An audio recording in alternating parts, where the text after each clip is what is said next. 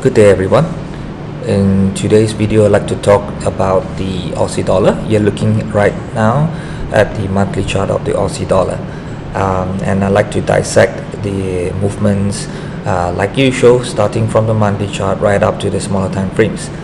Now you can see that the Aussie dollar was actually trading in a prolonged range for about 1.5 years, and the past this month, we saw the price actually finally breaking out from the range top right about here. So I marked that range top to be at about 7845. Now after breaking out, what happened next was that the price hit 0.8066 and found a bit of resistance. It's normal because apart from it being so if you see some long bars wicks sticking up here, this 0.80 also is a what you call a psychological number, 0.8. So a lot of people do look at that places from a smaller time frames perspective, not small, I mean a smaller size. You could actually see that these places were actually places where previously, in 2009 and early 2010, you have mid 2010, you have price rejecting the lows right over here. So this tells that previously this is a very strong support area, and in 2015 that's what area then became the resistance area, where you can see spikes moving, rejecting the tops, you see. So it's no surprising for me coming into 2017 that if prices comes to that area again, apart from being a psychological number, previous price actions have already suggested that this place is not a place that the Aussie might move in a very smooth manner, passing through this resistance like it's just soft tofu or something like that. So I expect, if it does breaks here, it's good. If not, then price might just trade down again, coming down, and maybe treat the previous resistance, which is about 0.7845, as some kind of support. So now we have established a game plan going forward from the monthly chart. Let's look into the other time frames. The next time frame that I'd like to discuss is the daily chart. From the daily chart point of view, you can see that we have price stuck in a what you call a tight range. So again, I'm not surprised.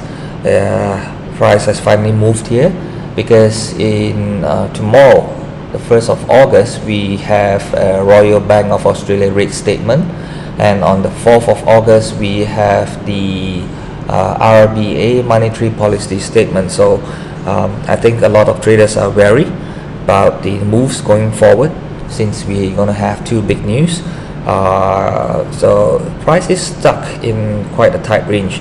We see a channel top here, and was resistance. The was resistance is at 0.8026, and the channel is going on here. So I believe the price is going to be stuck here for some time, and let's see, probably will move after the news.